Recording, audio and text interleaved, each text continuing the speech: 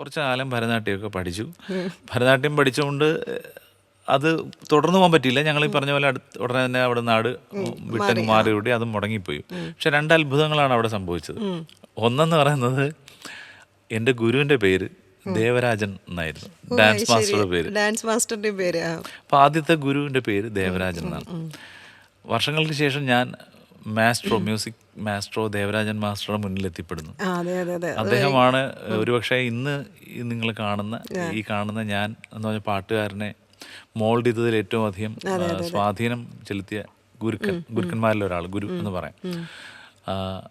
അതുപോലെ തന്നെ ഭരതനാട്യം എന്നുള്ളത് അവിടെ തുടങ്ങി അവിടെ ഉപേക്ഷിച്ചെങ്കിലും വർഷങ്ങൾക്ക് ശേഷം ഭരതനാട്യം നർത്തകിയെ കല്യാണം കഴിച്ച് വീട്ടിലേക്ക് പിന്നെയും ഡാൻസ് വന്നു. അത് രണ്ടുമാണ് അത് സംഭവിച്ചിട്ടുള്ള കാര്യം.